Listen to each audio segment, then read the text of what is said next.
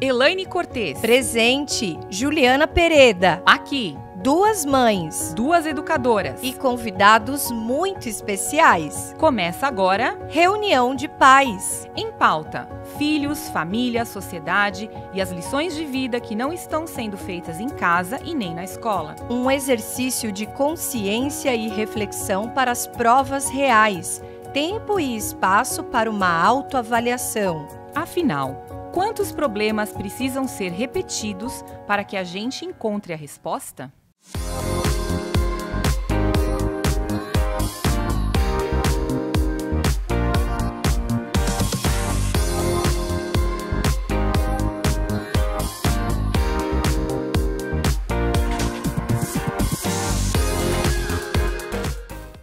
Olá a todos, estamos em mais um encontro, mais uma reunião de pais para refletir e debater temas que impactam diretamente na educação e na família, não é, Ju? É isso mesmo, olá para todo mundo. Hoje, mais um entrevistado especial, o pastor Leandro Tarrataca, que é marido da Julie, pai da Jennifer, Leonardo e Melina, doutor em teologia e mestre em ciências cristãs.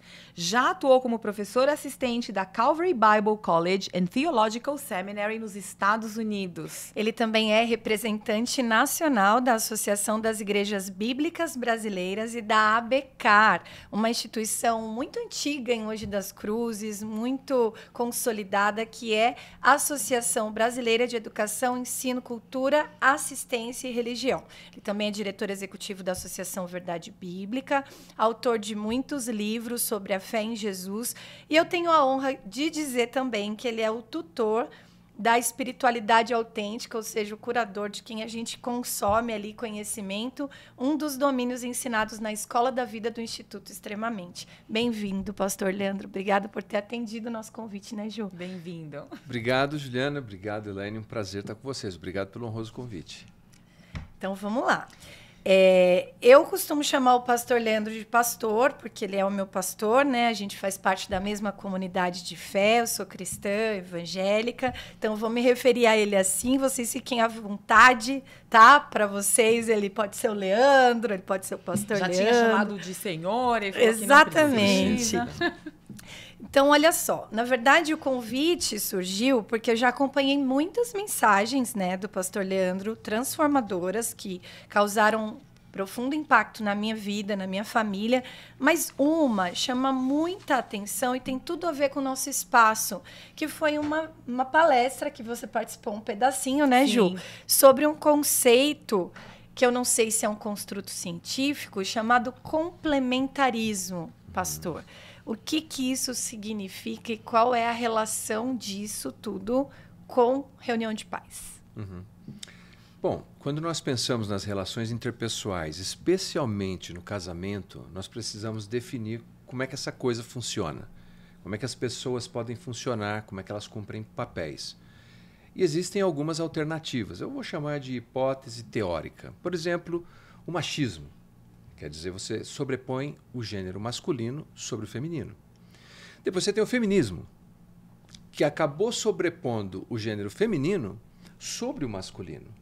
Você tem uma outra hipótese teórica, que seria o igualitarismo. Quer dizer o seguinte, homem e mulher são absolutamente iguais, em todos os sentidos. E a outra alternativa é o complementarismo. No complementarismo, homem e mulher são iguais no que diz respeito à sua dignidade, à equidade, mas têm papéis diferentes que se complementam.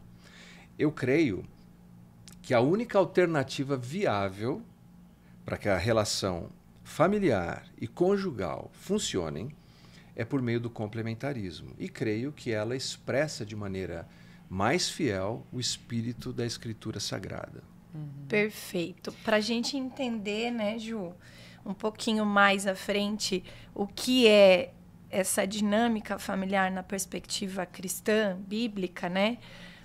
Vamos entender primeiro qual é o papel de cada um, para a gente poder compreender como eles se complementam. Uhum. Até porque na Bíblia a gente enxerga muito a questão do complementarismo, né? De cada um exercendo o seu papel, né? O homem, a mulher, enfim, o pai, a mãe.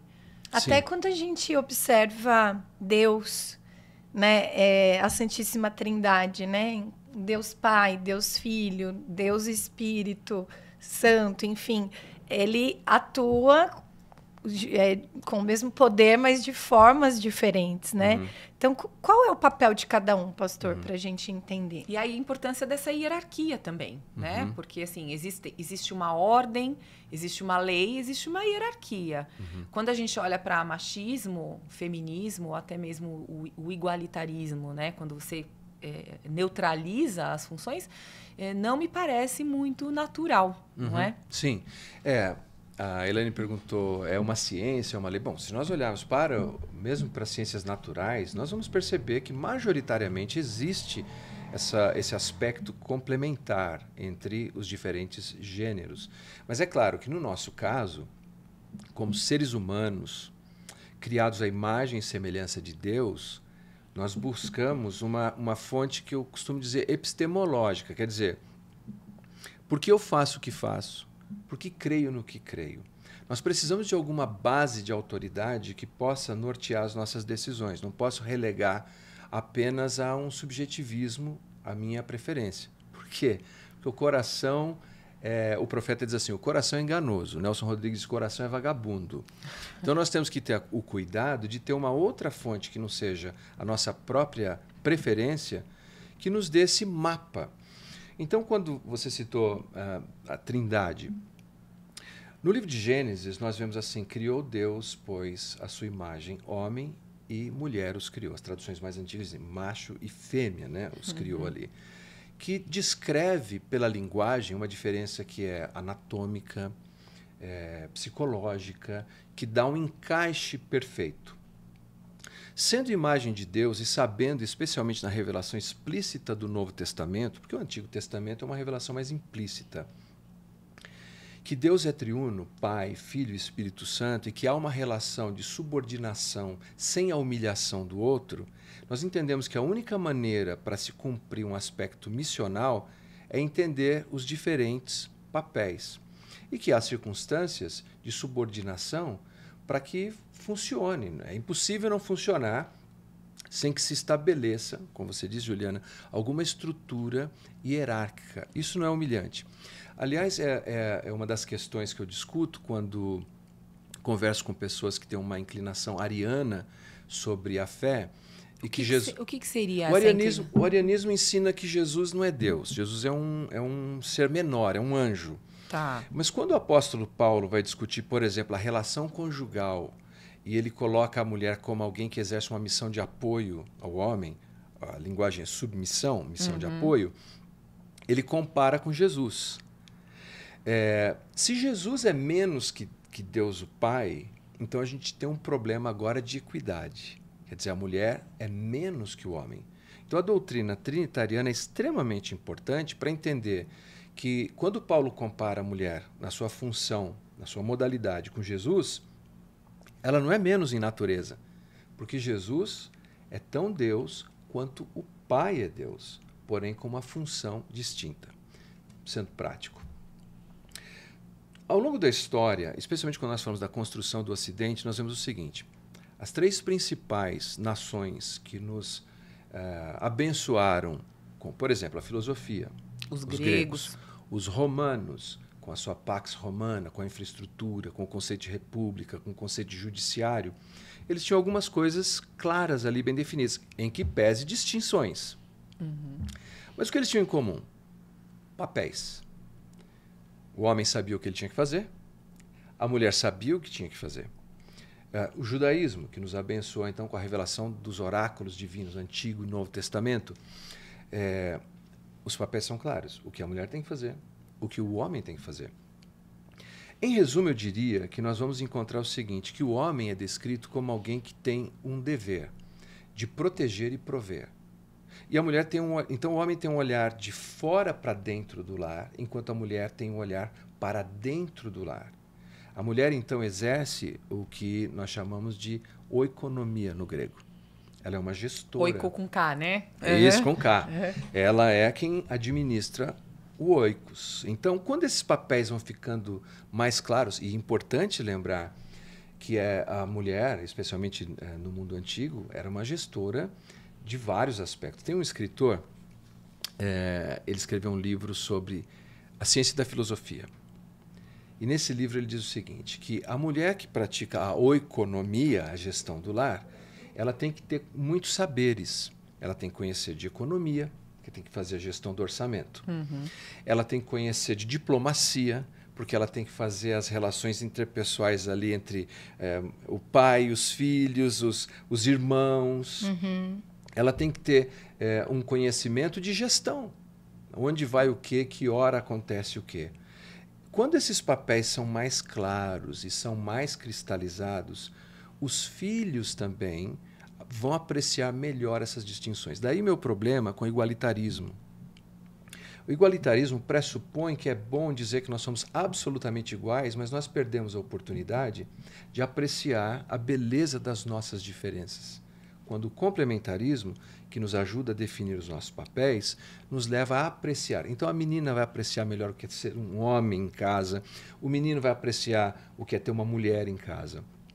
E dessa maneira nós construímos uma sociedade mais saudável. E nessa perspectiva, a gente escuta tanto, né, no senso comum, para aqueles que não conhecem Jesus de verdade, dizerem que Deus é um Deus, já ouvi expressões assim, um Deus machista, paternalista, tanto que ele é chamado pelo masculino, né, como se ele tivesse gênero, sexo.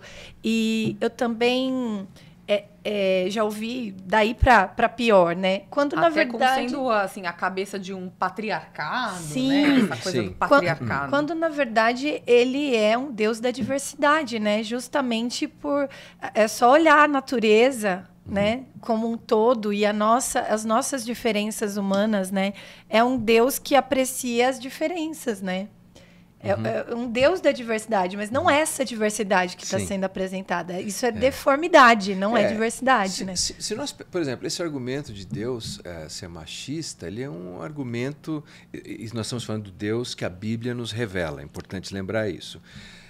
Quando nós apanhamos o livro de Gênesis, que deve ter sido produzido pelo menos há 3.000 anos antes de Cristo, e esse livro tem a ousadia de dizer que Deus criou homem e mulher, a sua imagem e semelhança.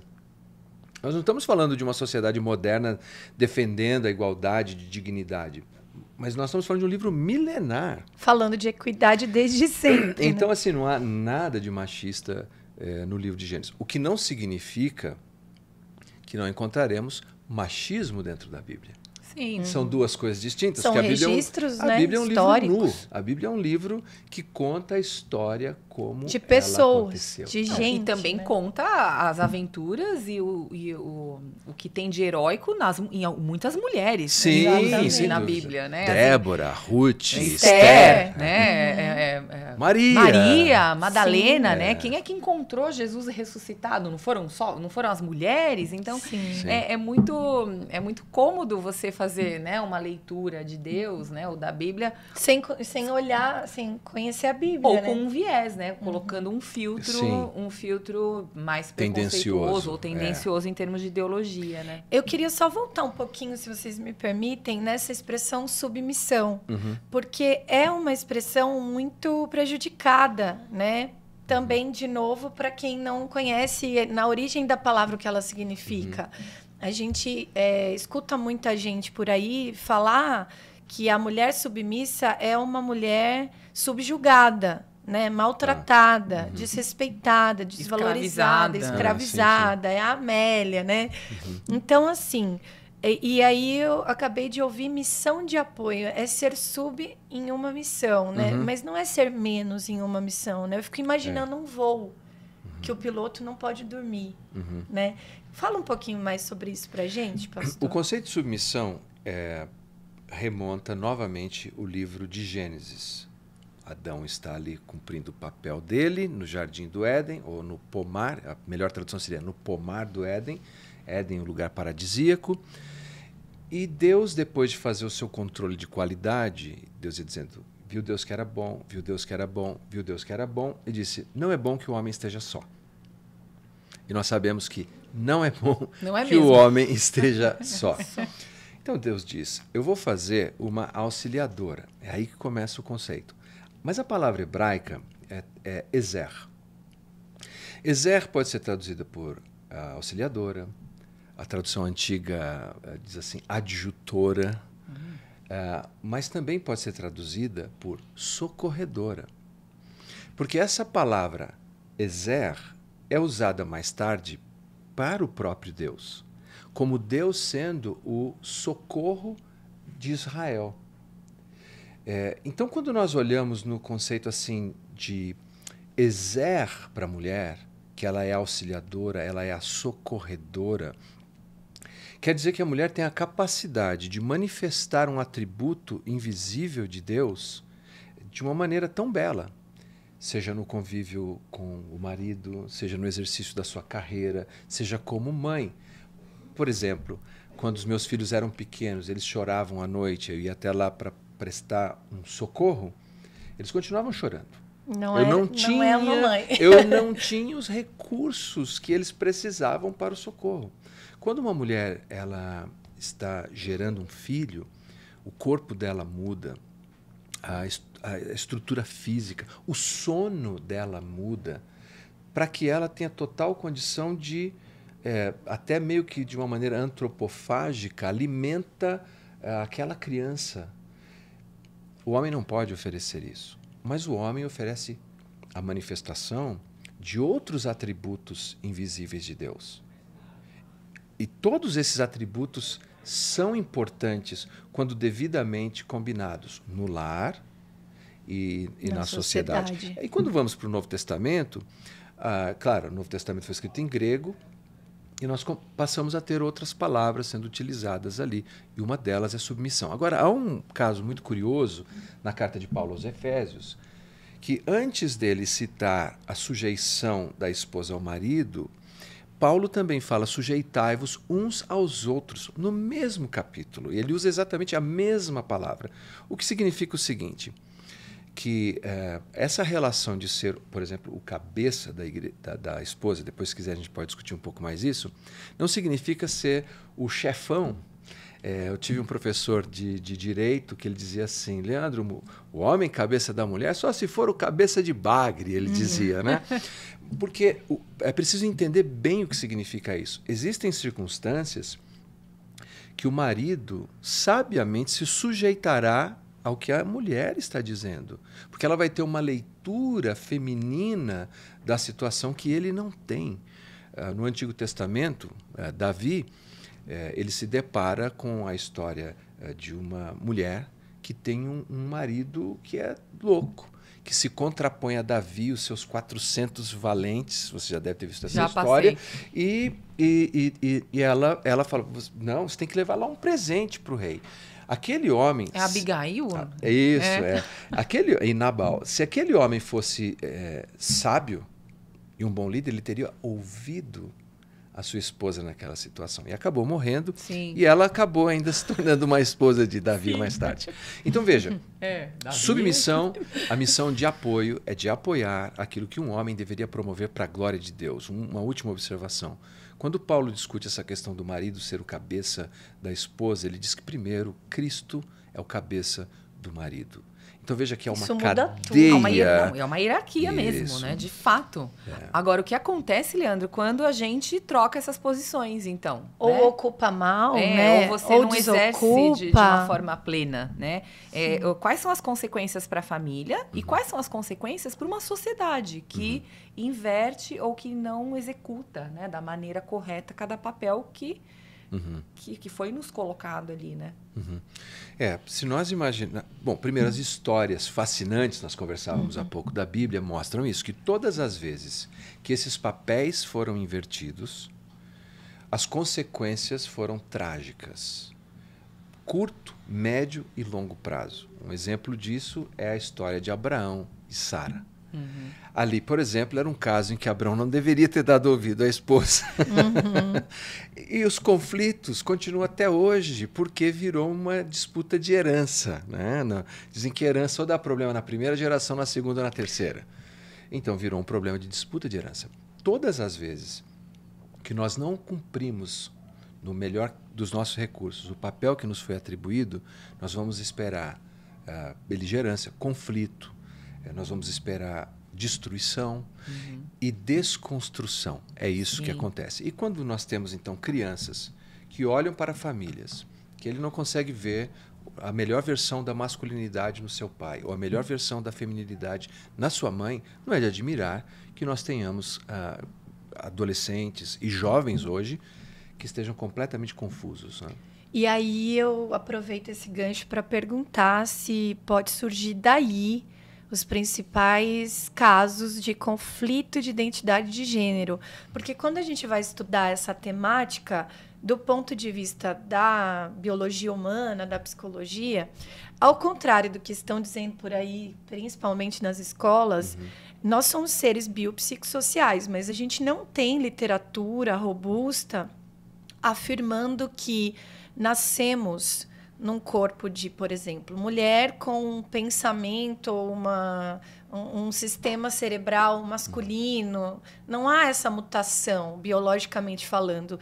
Se isso ocorre, segundo os céticos cientistas, e a gente não está falando de um viés cristão, a gente está falando da ciência descrente, né, de Deus. Você pode pegar Richard Dawkins, que é o pai do neoateísmo recente, e ele faz uma afirmação como essa. 0,00001% que isso seria possível para o número que a gente tem visto. Que são os casos de disforia, né? Exatamente. Mas que é algo que, enfim, não é compatível com o que a gente está vendo. Com o volume de casos que a gente está vendo. E o que a gente mais encontra é que a influência maior para esses conflitos elas são familiares, culturais e sociais, né? Ou seja, o conflito vem por influência. Dá para afirmar, então, que quando esses papéis estão desocupados ou mal ocupados, distorcidos, trocados, pode surgir daí o conflito de identidade de gênero que a gente tem visto se alastrando pela sociedade? É claro que quando nós tratamos de alguém que esteja vivendo uma experiência dessa, é uma questão de alta complexidade. Atribuir a uma única causa talvez seria um pouco ingênuo da minha parte. Mas quando todos esses elementos estão interagindo sobre alguém, então vamos lá, você tem um lar em que os papéis são disfuncionais. Se os papéis são disfuncionais, o relacionamento conjugal será disfuncional.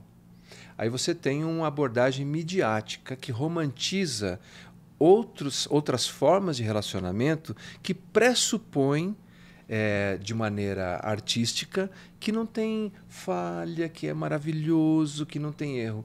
E você tem, então, crianças num ambiente, observando aqui um casal em conflito contínuo, constante, porque os papéis não são bem resolvidos, ele não sabe em que direção vai nisso. Nós temos um flood, uma inundação de informação sem responsabilidade, produções culturais com o objetivo de desconstruir isso. Os colégios também, né, Leandro? Sim, a parte acadêmica. Existe uma questão totalmente impregnada. Impregnada em currículos, inclusive. Sim. Então, somos tudo isso, a pessoa olha e fala, não, peraí, o melhor tipo de relacionamento não é aquele lá, é esse daqui. Olha como é romantizado, como é bonito, como é perfeito. Isso é midiático, nós sabemos, né? Dizem que a televisão foi concebida para ser uma espécie de circo eletrônico. Quem vai no circo não vai para ver a realidade.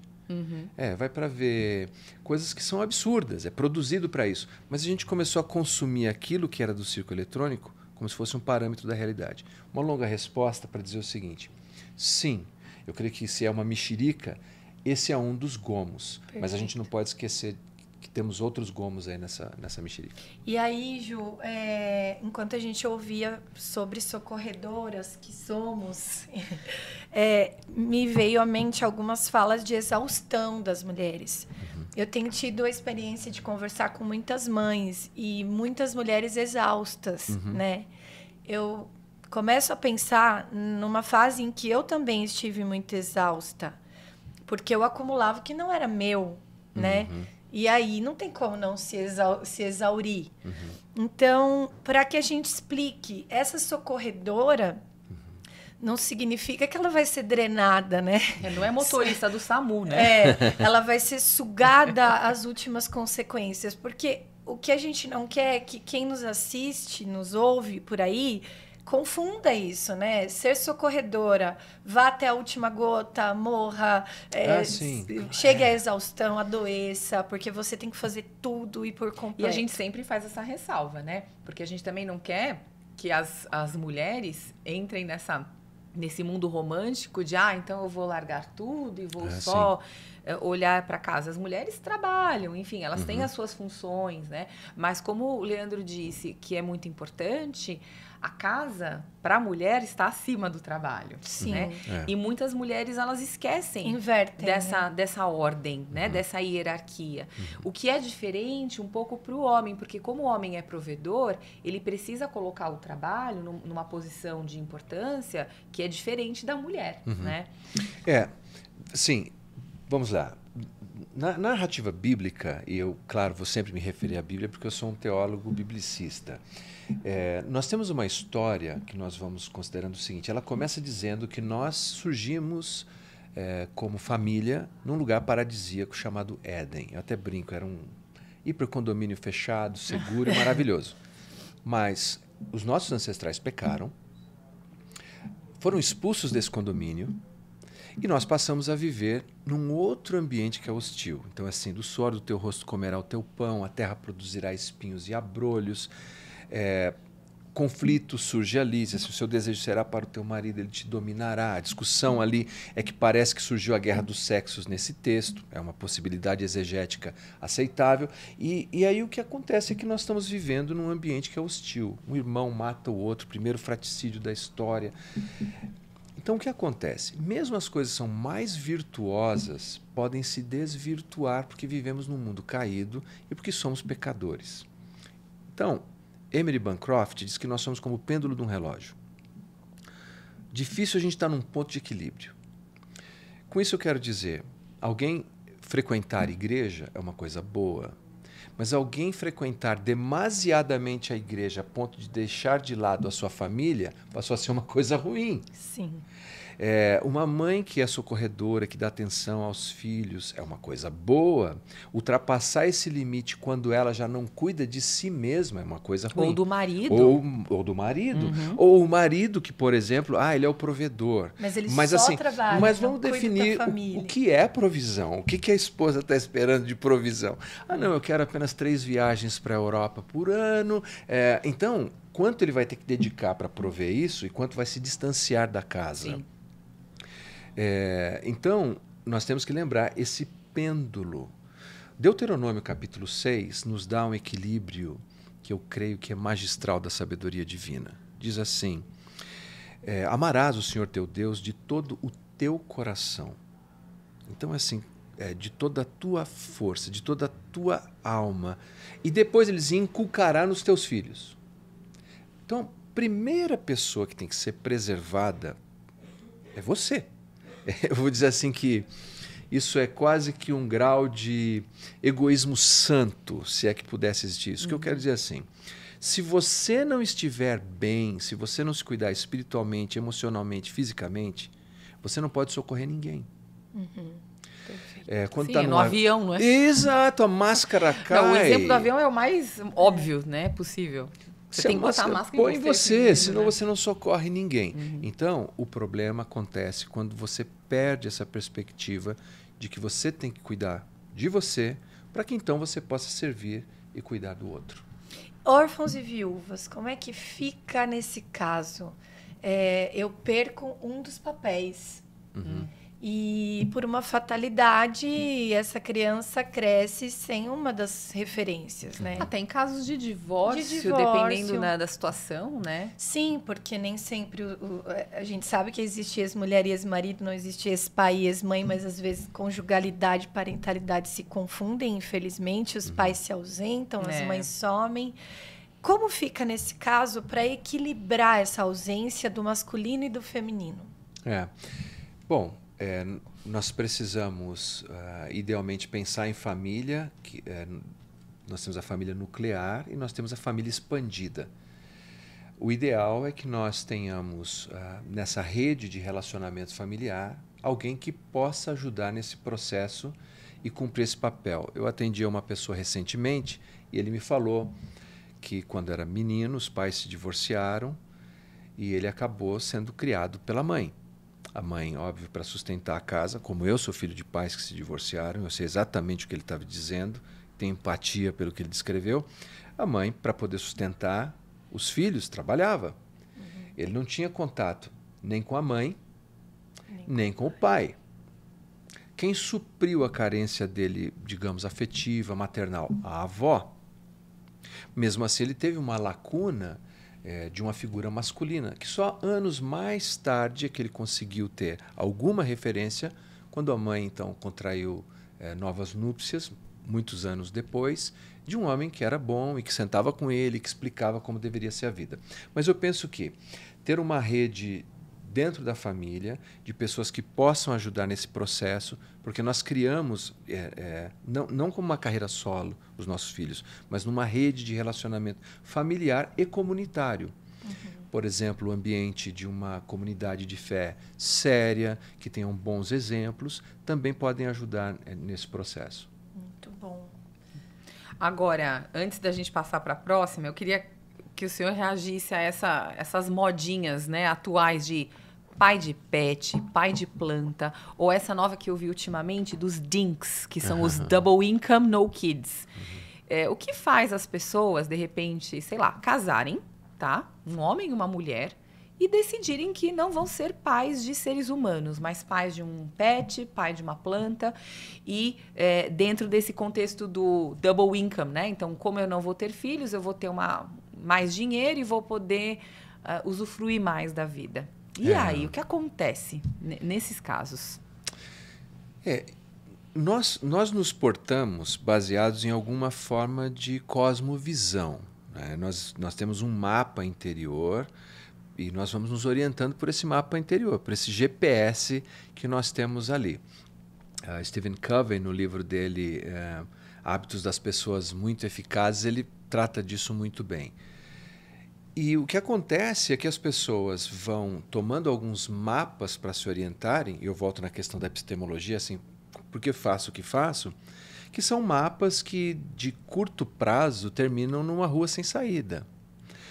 É claro que a Bíblia, mais uma vez, ela fala sobre a nossa relação com animais domésticos, animais semidomésticos, trata isso de maneira muito bela. Em Provérbios, por exemplo, diz que o justo ele zela até pelos seus animais. Fala com afeto. Sim, né? está tudo certo. O homem, por exemplo, cuidar do jardim, não é? Então, essa linguagem, esse ecossistema, está tudo certo.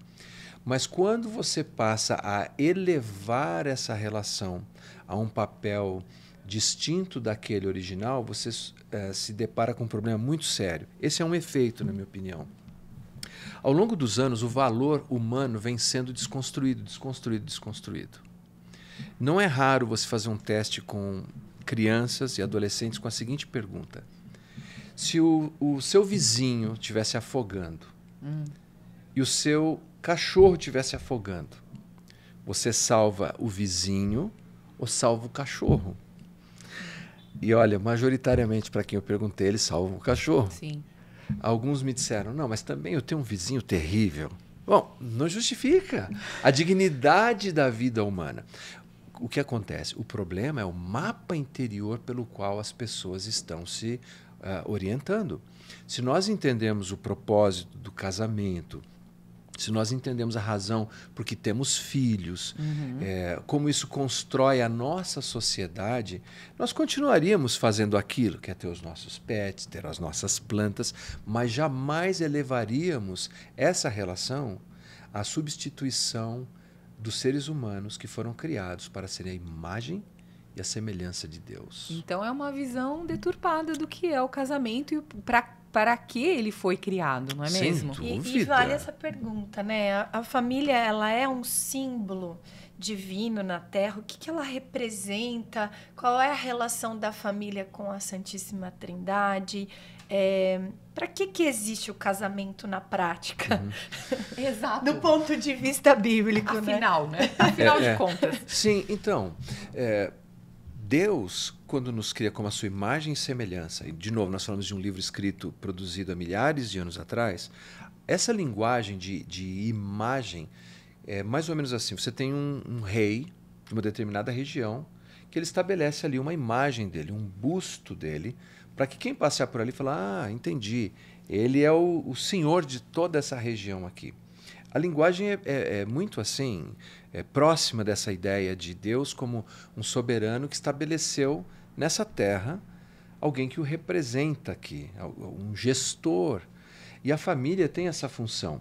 Quando nós entendemos, como disse há pouco, os nossos diferentes papéis, nós estamos manifestando alguns atributos invisíveis de Deus. Seria maravilhoso que as pessoas pudessem olhar pela maneira que nós vivemos como família, e dizer assim, olha, Deus existe. Você viu como é que o Leandro trata a Julie? Você viu como a Julie perdoa o Leandro quando ele foge um pouco ali do que ele deveria ser? Deus existe, porque senão a gente tem apenas fonemas vazios. Perdão. O que é perdão se o meu filho não pode olhar e ver a minha relação de perdão? Amor se transforma numa coisa totalmente abstrata. Então, o casamento existe para representar a Deus na terra, existe para servir a Deus na terra e para cultuá-lo. Então tem uma tríade aqui, baseada no livro de Gênesis, que vai sendo apresentada por todo o Novo Testamento também. E até o fim, né, pastor? Muitas vezes a gente vê essa referência de igreja como a noiva, Jesus como noivo. Sim. Depois, né, lá em Apocalipse, eu tenho visto recentemente as bodas do Cordeiro. Sim, sim, tinha essa nem linguagem. sobre isso. Meu Deus, o casamento, o primeiro milagre de Jesus num casamento. Sim. Então a gente a importância que se dá, né? Cria o homem e a mulher no primeiro livro da Bíblia, a gente vê. Então, do começo ao final, o casamento vai sendo... Uma dramatização dessa realidade espiritual teológica, né? Sim. E essa questão é tão importante, porque se nós entendemos que eu me caso para constituir uma agência celestial de representação divina, resolve uma série de coisas, porque as pessoas acham que casaram para ser feliz. Então, mas é isso. E aí, quando eu não sou feliz, eu quero pular do barco. Aí a gente tem que entender isso cedo, aí a né? confusão toda que a gente vê, né? Assim, eu confesso que eu deveria ter aprendido isso antes. Não é um ensinamento que tem que estar mais cedo? Então, mas aí não, o que não que depois do sim. Então, mas antes o que a gente faz, né? Bom, agora que a gente tem que trocar o pneu com o carro em movimento, né? Só que a gente tem a possibilidade de, quando traz essas reflexões ou quando a gente está criando os nossos filhos, de prepará-los melhor para toda essa realidade, não é mesmo? Exatamente. Agora, como prepará-los para essa realidade quando? Eu vou pular, depois você volta na sua. Não, pode passar, porque tem tudo a ver. Quando, Leandro, mulheres levantam a bandeira do meu corpo, minhas regras e lutam para legalizar o assassinato de bebês no ventre materno, por exemplo. Quando as pessoas pegam uma banana, taca lá uma fita adesiva, que a pessoa compra por milhares de dólares e falando que aquilo é arte, está dentro do museu, né? Homens biológicos se identificando como mulheres, competindo em esportes femininos, desbancando as mulheres. A gente pode seguir nessa lista ad eterno, né? Sim. Mas já acho que deu para perceber o tom do que a gente está vivendo. Então, o que a gente está vivendo hoje é o fim dos tempos? Ou chegamos no fim do poço? Tem alçapão no fim do poço? Ou o que a gente vive hoje é meio que uma... Dá para consertar ou só para piorar, tem né? remendo, tem remédio? Ou o que a gente está vivendo hoje é basicamente um ciclo que se repete e se repete. E aí? Que bomba que eu joguei no colo são dele. muitas perguntas em uma, mas acho que vale um acréscimo. Tudo isso bombardeando justamente masculino, feminino e família, É prioritariamente. muito curioso, né? Que existe uma força que pressiona as famílias, né? Então, se a família é o plano de Deus nesse mundo, por que então tudo que está ao redor contribui para a destruição da família? Sim. Bom, eu falei em tom de brincadeira que a gente pode ter um certo egoísmo santo, que é aquele de pensar em você para você se cuidar, para você buscar Deus, estar bem com Deus, para que sirva ao próximo. Mas existe um egoísmo que é profano. E certamente essas descrições que você fez, e que estão aí todos os dias, né, em qualquer lugar nós encontramos, é a versão mais tenebrosa que nós poderíamos ter do que é egoísmo. Quando nós consideramos a história, nós vemos algumas coisas bastante interessantes sobre esse desprezo à vida humana. Por exemplo, os povos moabitas ali na terra de Canaã, onde o povo de Israel ia entrar. A gente está lendo eu, por exemplo, lendo a Bíblia e o pastor Leandro falar das coisas que a gente está lendo. Sim, então, aí, e é verdade, você vê ali o seguinte, a adoração daqueles deuses que para nós são tão distantes, né? Moloque, Baal, Astarote, todos esses deuses. A maioria deles, deuses de fertilidade. Por quê? Porque o ser humano, quando não está adorando a Deus, ele está buscando apenas alguma forma de prosperidade econômica. Então a ideia era, ofereça o melhor para esses deuses e ele fará você uma pessoa próspera. Sacrifique seus filhos no altar de Baal, por exemplo, ou de Moloque. Moloque, dizem os arqueólogos, era representado por um homem sentado com o ventre aberto, que era uma fornalha, e as pessoas jogavam suas crianças ali dentro e elas eram queimadas. Tem noção Imagina. disso? Então, assim, então agora eu já criei na minha imaginação, então, já ele foi falando. E assim, é um exercício para a gente ver quão horrível era aquilo, porque de longe você ia ouvir gritos de crianças, você ia sentir cheiro de carne humana sendo queimada.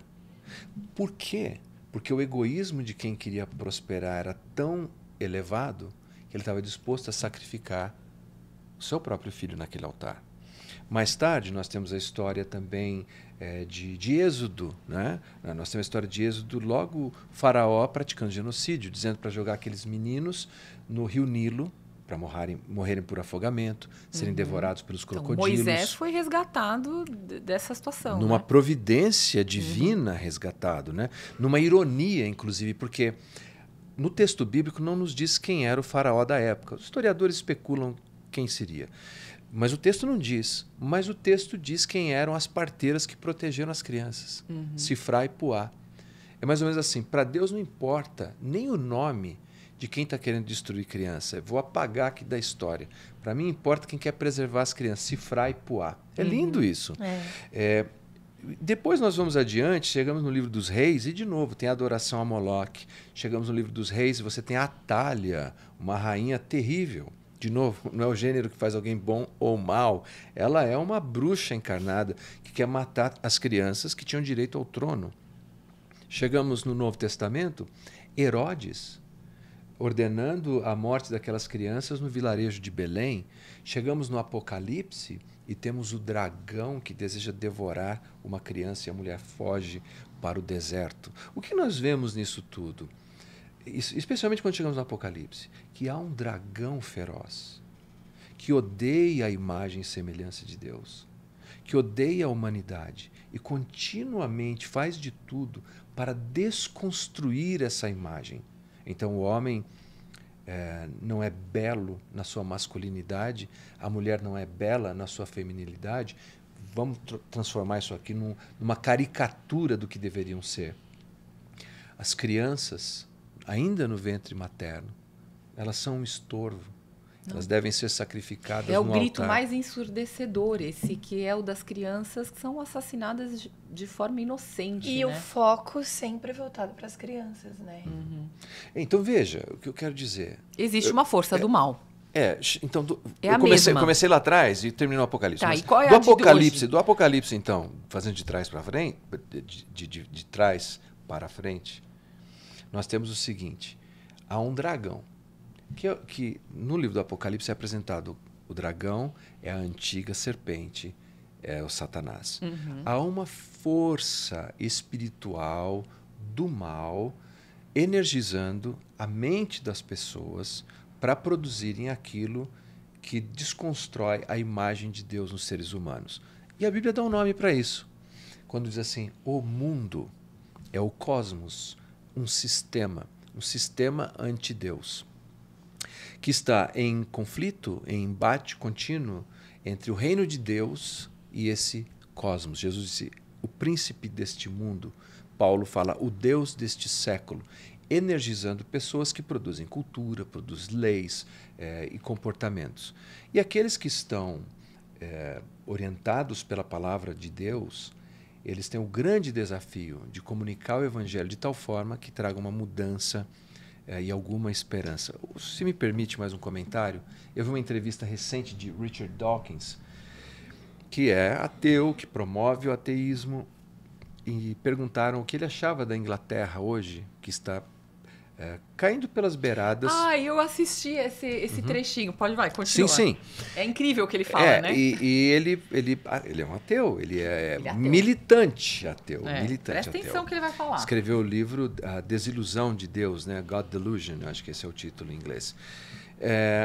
E então começa a perguntar, e finalmente ele chega no seguinte ponto: eu sou um cristão cultural. Sim. Nossa. Você acredita? Ele falou, sou um cristão cultural. Ele falou, se eu tiver que escolher entre isso ou aquilo, eu escolho o cristão. Ele falou, eu gosto dos hinos, eu gosto da cultura cristã. Da arquitetura. Ele é um ateu. Aqui é que ele acha, né? Aqui é que vem a questão. As pessoas querem tirar Deus da cena, querem tirar a Bíblia de cena e ficar com o que eles acham bonito da fé cristã. Sim. Mas isso não é possível. Não é possível. Se tiramos o alicerce que é a Bíblia, que é a fé em Deus, que são esses princípios e valores que construiu o Ocidente. Não, mas não queremos mais, porque nós estamos vivendo o que se chama de pós-cristianização. É a negação de tudo aquilo que construiu o que nós temos. Inclusive o direito de fazer todas essas reclamações. Exatamente. Mas tirando o alicerce, o castelo cai. O castelo cai. Não, e a sociedade só chegou a esse patamar porque foi fundada, né? Ela tem sobre um fundamento, esses pilares. Cristão, né? Judaico, né? Judaico-cristão com a filosofia grega. Então, assim, é você negar tudo aquilo que te trouxe até aqui, não é? É muita incoerência, não é mesmo? É muito entorpecimento também, Sim. né? Então, por exemplo, é comum você ver nos pubs em Londres, jovens ateus, dizendo por que não se deve crer em Deus. Quando o fato dele estar num lugar confortável lá, deve-se à razão de que o evangelho foi pregado. Ao contrário disso, Ravi Zachariah contou uma história que ele estava na Índia, se não me engano, em Bangalore, e veio um homem se rastejando num carrinho de rolimã até ele e pediu um dinheiro o Ravi Zachariah deu um dinheiro para ele naquela situação e o homem disse para ele, Deus te abençoe. E se foi arrastando naquela tábua com rodinhas. E ele pensou, puxa, um homem nessa situação consegue dizer, Deus te abençoe, ainda crê em Deus. E jovens nos pubs na Inglaterra, sofisticados, bebendo o drink deles, que estão desfrutando daquilo por causa da cristianização que viveram, dizendo, não, Deus não existe.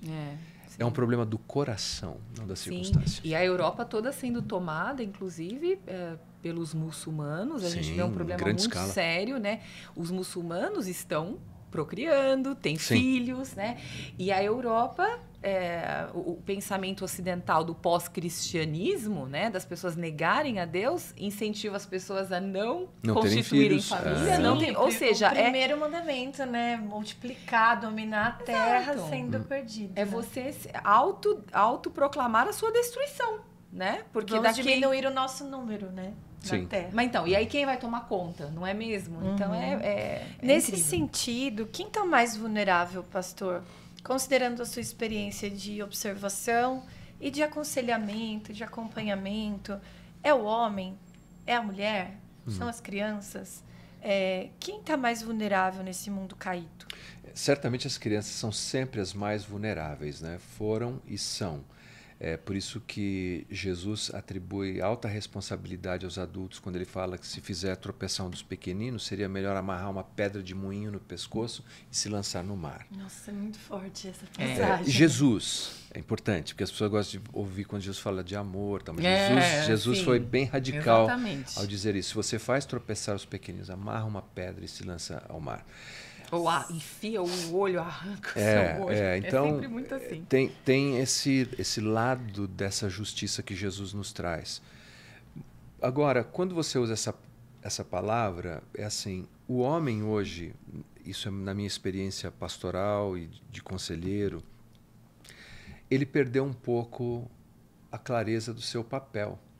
Antes era um pouco mais claro, até por força de tradição, mas hoje não é mais. No mercado de trabalho, ele concorre. Às vezes a esposa ganha mais do que ele. E dependendo da esposa, ele se sente não cumprindo aquilo que ele é, como, por exemplo, ser o representante de Deus como pai, como marido, ou seja, manifestar alguns atributos naquele lar que ele não tem. Enfraquecido. E aí muitos vão buscar o alívio disso em outras formas. Por exemplo, a adição à pornografia, álcool, o mecanismo de fugir da dor, buscar prazer. Né?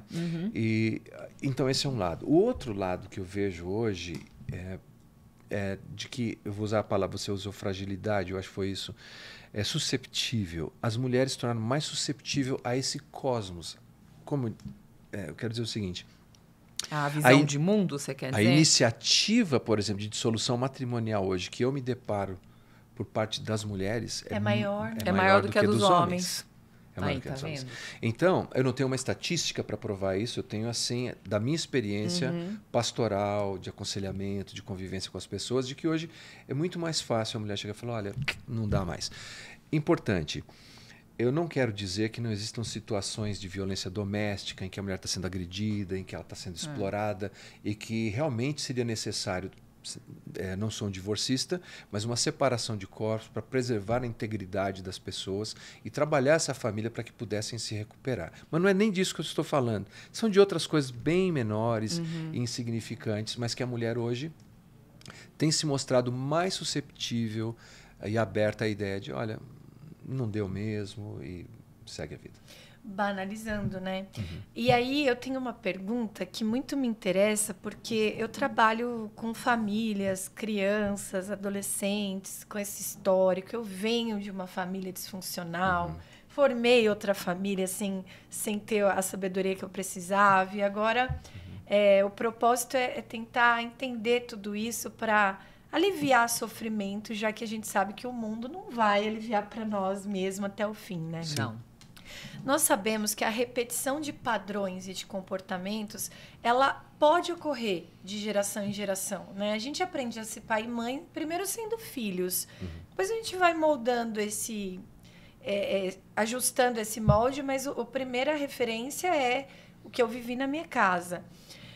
A gente sabe que famílias disfuncionais, então, têm uma predisposição maior a formarem outras famílias disfuncionais traumatizadas. Mas isso é uma regra ou é possível inverter essa lógica? Veja só, há uma diferença entre predisposição e determinação. Não é porque nós temos alguma predisposição que nós estamos determinados, tem assim um destino para que eu seja daquele jeito. Eu tenho que dizer que a pessoa que eu me tornei e o homem que eu me tornei deve ser o fato de eu ter sido criado num lar disfuncional. Porque a ausência do meu pai fez com que eu tivesse que fazer uma profunda reflexão, depois de casado, nas escrituras, para entender qual é o papel de um pai, qual é o papel de um marido, sem seguir aquele modelo. E, pela graça de Cristo, penso que sou um pai melhor do que foi o meu pai, um marido melhor do que ele foi. Então, não existe um determinismo. Sua família foi disfuncional, você vai ter que ser disfuncional. Um dos profetas, Eu não me lembro se foi Jeremias agora, peço desculpas, mas ele diz assim... Eu não vou corrigir. Nem eu, já. Mas ele diz algo muito interessante. Tinha um ditado no povo de Israel. Os pais comeram uvas verdes e o dente dos filhos perdeu o corte, se embotaram. E ele diz assim, nunca mais vocês dirão esse ditado. A alma que pecar, essa morrerá. Quer dizer que você pode vir de um ambiente em que os pais escolheram muito mal, mas você é livre para fazer escolhas melhores. Eu creio que quem está vivendo situações disfuncionais precisa pensar, como é que eu exponho minha família com os melhores recursos para que os meus filhos, ao invés de serem menos por causa disso, acabem tendo mais força ainda e desenvolvam mais potencial de caráter. Autorresponsabilidade, né? Sim. E transformar limão em limonada, né, gente? É ter o livre-arbítrio de você tomar a decisão, né, e declarar que vai ser diferente, Sim. que vai ser melhor. Não é? Isso. E outra, gente, como eu disse, nós não estamos mais naquele lugar paradisíaco e não somos, no sentido absoluto da palavra, santos. Somos santos no sentido de separados para Deus, mas não de pessoas de uma virtude infalível. Então, não há família sem defeito. Vamos deixar isso claro. Claro. Não há pai infalível, não há filho infalível. Dá até para respirar um pouco mais aliviado aí, né? Do lado, isso. Então é importante, porque a gente teoriza. Lembra que a gente vive num mundo caído, isso, né? exato, Tem que lembrar disso sempre. E nós, sempre. né? Somos uma obra inacabada. É óbvio. Agora, uma coisa que me chamou a atenção, eu até resgatei aqui da gravação que a gente fez com a Neucimar, ela falou isso nos bastidores, que me impressionou. E que impressionou ela também. A Neucimar é psicóloga clínica, ela esteve aqui com a gente no podcast junto com a Gisele. E ela disse que ela estava no consultório médico e uma criança começou a chorar porque ela viu um crucifixo e Jesus crucificado. E a criança ficou, assim, achando aquilo um absurdo. E a mãe explicou para ela de uma forma meio sem graça que a menina não conhecia Jesus, né? Agora, assim, a gente fica pensando, as crianças ficam expostas a tudo quanto né, obra das forças do mal em todos os lugares. E não estão sendo ensinadas por muitas famílias a cultivar a fé, né? Como que uma criança pode ficar horrorizada em ver Jesus ali crucificado, né? O que está faltando? Qual a importância de cultivar a fé nas famílias, Leandro? É fundamental. Assim, se nós pensarmos que Deus é o nosso Criador, que Deus nos deu parâmetros para vivermos nesse mundo. Negar a fé é negar o meu alicerce. Jesus disse assim, como é que eu posso comparar a vida? Tem dois tipos de construtores, aqueles que constroem sobre a areia e outros que constroem sobre a rocha.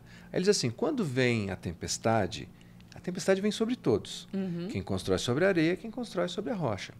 Só que quem permanece é quem foi construído sobre a rocha, quem edificou sobre a rocha. E ele diz, o homem que constrói sobre a rocha é aquele que guarda as minhas palavras. Isso é fé. E quando nós olhamos para as gerações que nos antecederam, o que deu a eles o vigor necessário para continuarem foi essa corrida de bastão em que a gente vai passando a fé para a próxima geração. Não fazer isso é como... Eu ouço de vez em quando, não, eu vou deixar meus filhos crescerem. Quando eles crescerem, eles decidem. Ora, se você quer um jardim num terreno, você tem que ir lá e plantar a semente certa, você tem que tirar os abrolhos, você tem que deixar... Se você deixar abandonado, fala, não, vou deixar e vamos ver o que ele escolhe. Ele vai virar um lugar com animais peçonhentos, espinhos. As crianças precisam, desde pequenas, desde a mais tenra idade, serem apresentadas a mensagem do Evangelho. Porque a tempestade vem, não é uma questão de se, é uma questão de quando. E quando vem, se alguém quer o melhor para o seu filho, precisa ajudar que ele edifique sobre a rocha. Vou fazer uma pergunta complexa. Só a fé é suficiente? E que fé é essa? Tá. Quando nós falamos de fé do aspecto assim salvífico, tem até uma afirmação reformada que é sola fide, né? A afirmação de que só a fé. No sentido soterológico, sim.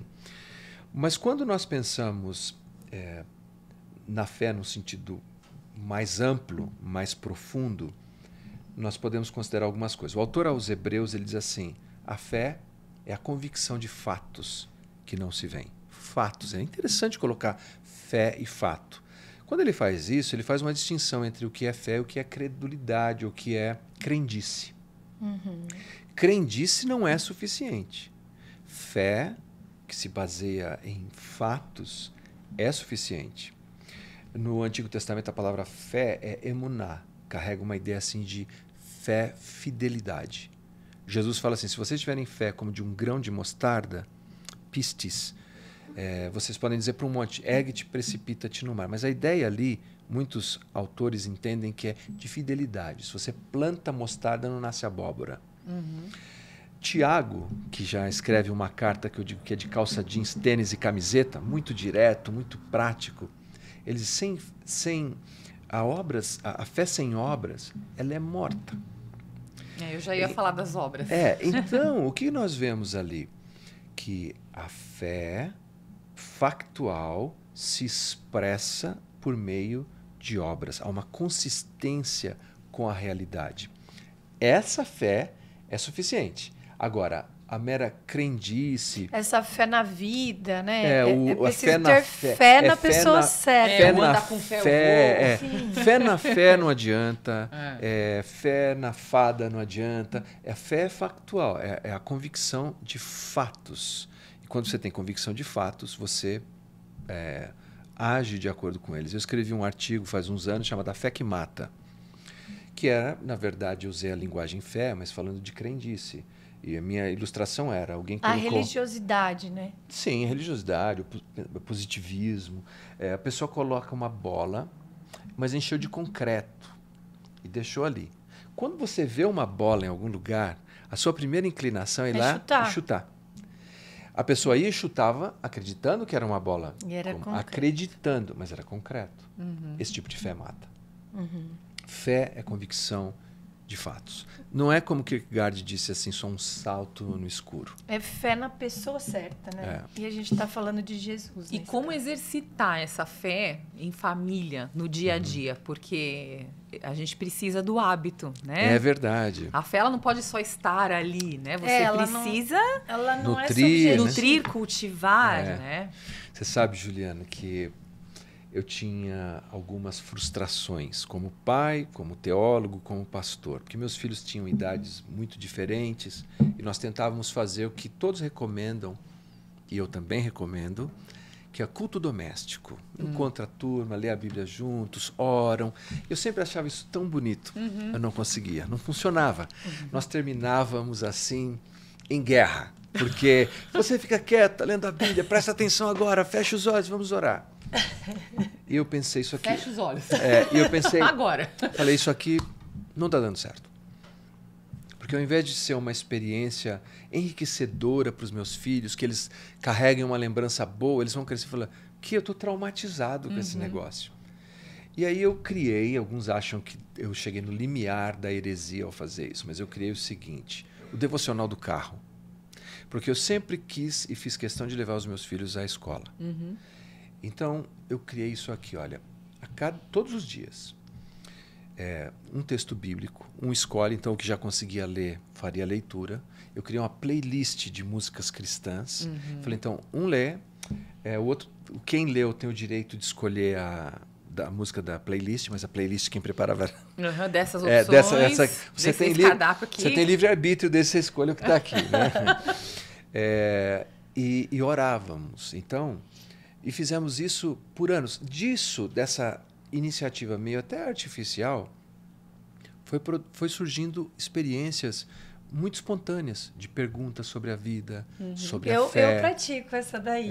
O caminho é longo e é muito oportuno. Então, nós criamos esse devocional do carro. O que eu quero dizer? A questão não é tanto a forma, é a essência. Agora, a intenção, eu continuo admirando as famílias que conseguem ter aquele culto doméstico, formal, que tem o dia da semana, que sentam e os filhos comportadamente leem e oram. Eu acho admirável. Agora, a gente mantém uma cultura de nós sempre tomamos nossas refeições à mesa, nós oramos nas nossas refeições para manter essa brasa. E, claro, desde pequeno, estimulando os nossos filhos a leitura da Bíblia, com horário antes para casa, já fez devocional. Onde ela fica nisso tudo, pastor? O papel da igreja, né? Porque tem gente que fala assim, não vou levar o filho para a igreja porque ele só fica fazendo bagunça, enfim. Ou a gente escuta também uma outra resposta muito comum. Você é a igreja, você é o templo, não importa onde você esteja. Até aquela passagem sobre você se fechar no seu quarto e fechar a porta acaba sendo o grande argumento para não ir à igreja. Assim como eu acredito que muita gente está na igreja, mas não está em Cristo, não dá para negar também que na igreja a gente tem muitas oportunidades de aumentar a nossa fé. A fé vem no ouvir e você vai, aprende, convive, se relaciona. Então, como é que a gente escapa dessa desculpa? Para a perspectiva católica, é muito importante a igreja. Sim, sem dúvida. Você tem, inclusive, um aspecto sacramental. Sacramental, exato. Hebreus, capítulo 10, diz assim, não deixem de congregar, como é o costume de alguns. O contexto de Hebreus é que eles estavam sofrendo severa perseguição, eram judeus, e agora eles estão naquele dilema. Puxa, continuamos seguindo o cristianismo, abandonamos o cristianismo porque nós estamos sofrendo perseguição. A perseguição, àquela altura da história, não era de martírio, mas era de espólio de bens. E muitos começaram a deixar e falaram, vamos voltar para a sinagoga mesmo. Então essa carta vem corrigir esse pensamento, mostrando a importância da fé que eles tinham abraçado e dizendo, não deixe de congregar como é costume de alguns. Na sequência ele diz assim, que naquele ambiente se estimula uns aos outros ao amor e às boas obras. A palavra usada ali para estimula é a mesma que aparece em Hipócrates para falar de febre. Assim, aquele ambiente eclesiástico, ele cria uma febre, ele contagia um ao outro. E essa experiência, minimamente semanal, ela é prescrita, então, no Novo Testamento, como um recurso espiritual para que nós encorajemos uns aos outros. E claro que no ambiente da igreja nós temos também um aspecto que é pedagógico, de ensino. Procuramos ter ambiente para que as crianças aprendam, para que as crianças observem seus pais exercendo a sua fé, orando, louvando a Deus. Tudo isso faz parte dessa pedagogia de discipulado. Vai ensinando, né? O exemplo, ele é muito importante, arrasta muito, às vezes muito mais do que as palavras. Sim, né? E quanto a essa questão que você citou, assim, eu sou a igreja, não há nenhum texto bíblico que diga que eu sou a igreja. Porque igreja, etimologicamente, eclésia, é a combinação de dois vocábulos que significa uma reunião, uma assembleia. Precisa ser mais de um. Tem que ser mais de um, exige congregar. Você é a igreja do ponto de vista da representação, né?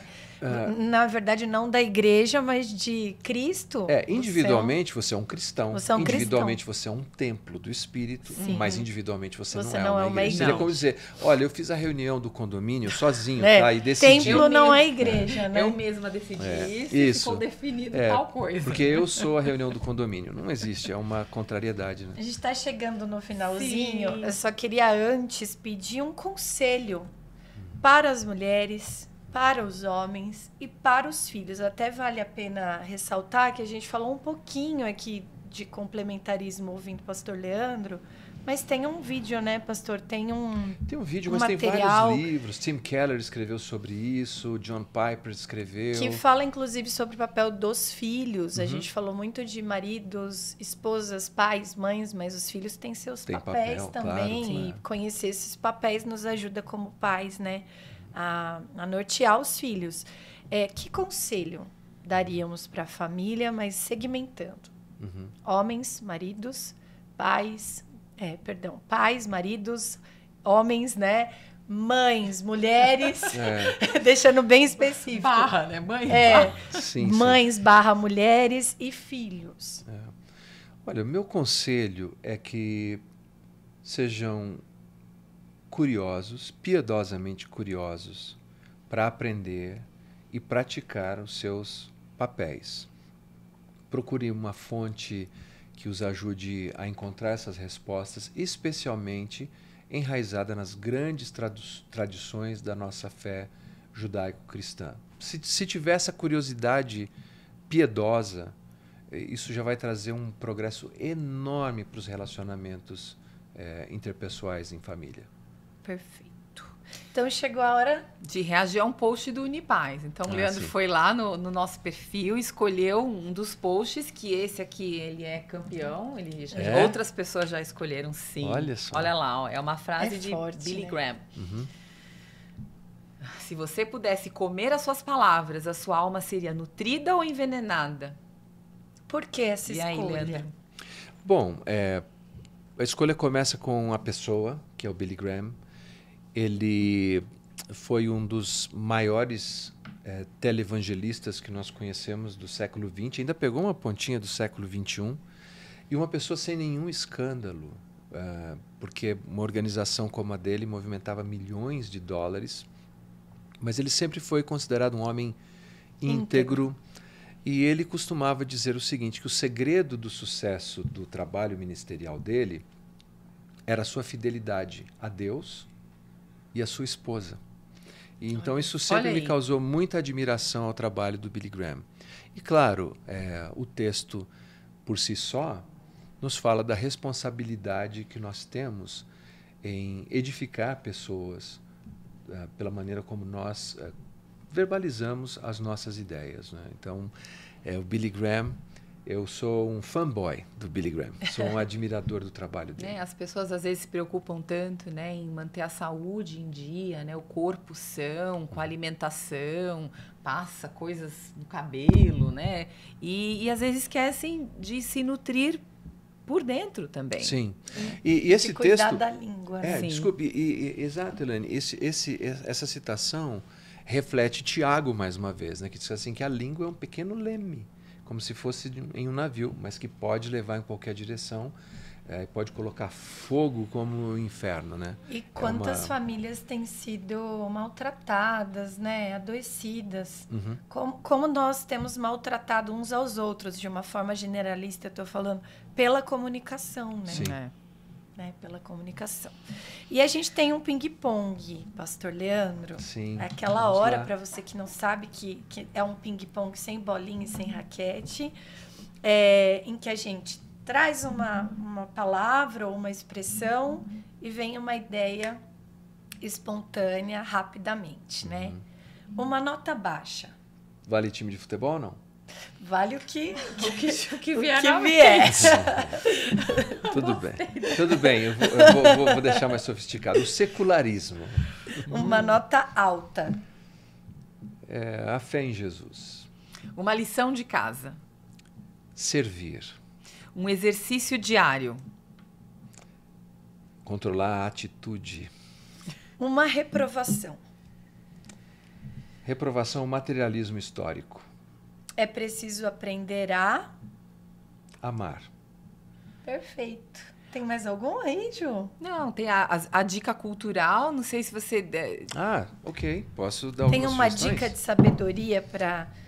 Eu quero entender melhor isso aí, tudo que esse pastor falou. Exato. Deixa eu ver o que eu leio, o que eu procuro, o que eu assisto, por onde eu começo, quem eu sou, o que eu devo fazer.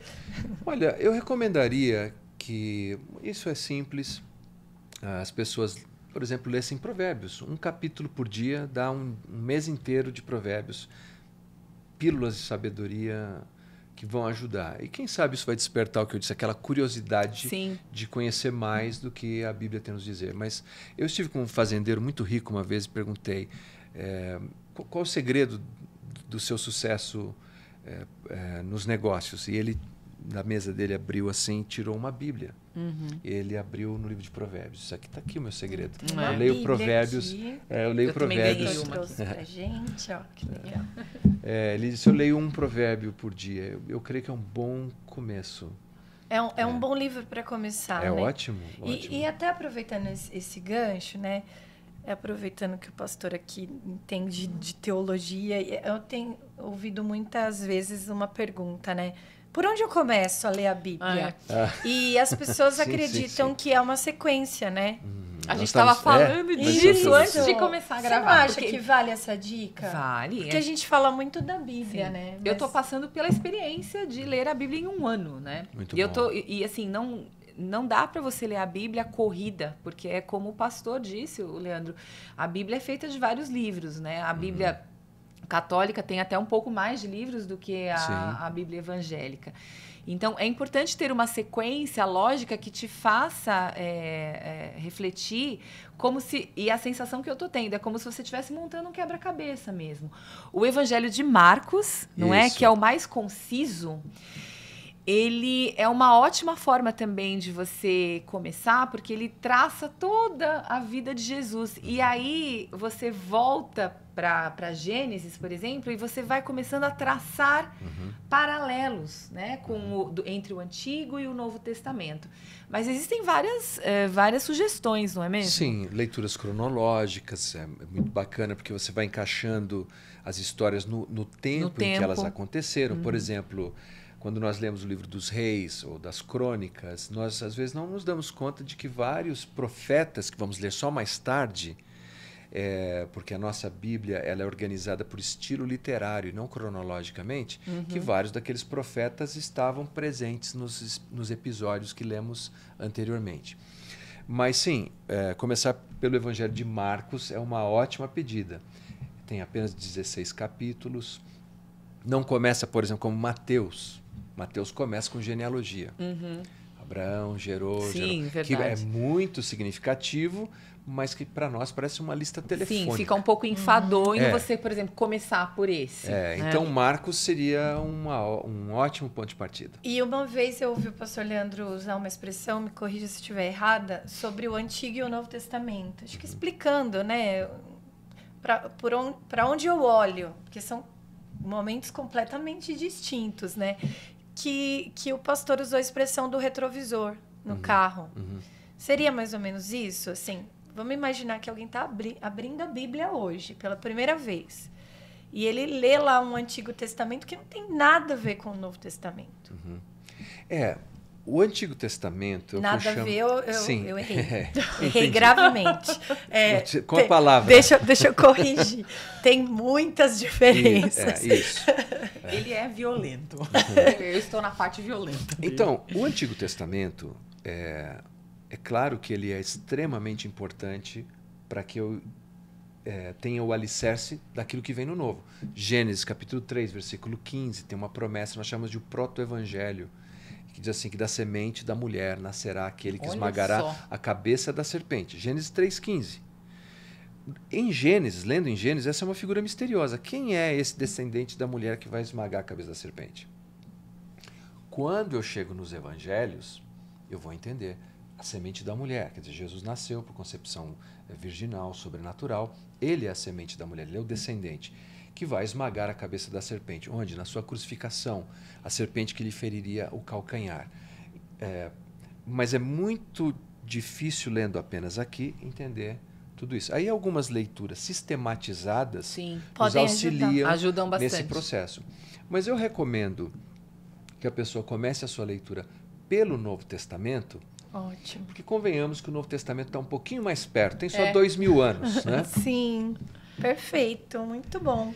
Pastor Leandro, muito obrigada. Foi uma honra, né? A gente sempre aprende. Inclusive, a gente vai indicar aqui os canais, né, do Pastor Leandro. Quem quiser te encontrar, ouvir outras mensagens, aprender um pouco mais, acessa quais redes, quais canais? Bom, eu acho que se colocar @tarrataca, vai encontrar no Instagram, no Facebook, no YouTube. Se acessar o site www.leandrotarrataca.com.br, Aí tem acesso aos devocionais que eu escrevo, áudio, vídeo, está tudo disponível lá, sem nenhum custo. E alguns domingos na IBB da Serra. Mas vai ser um prazer. Querendo subir a serra e experimentar o ar rarefeito, é só chegar lá. Sobe com a gente. É verdade. Sobe um monte. Isso. Obrigada, Leandro, pela partilha. A gente, né, brinca que fazer o podcast é sempre uma oportunidade de aprender bastante com as pessoas que a gente traz. Então, obrigada pela doação do seu tempo, pelo presente de estar aqui com a gente. Muito obrigado, foi um prazer. E para você que acompanha, até a próxima. Até. Tchau. Tchau, tchau.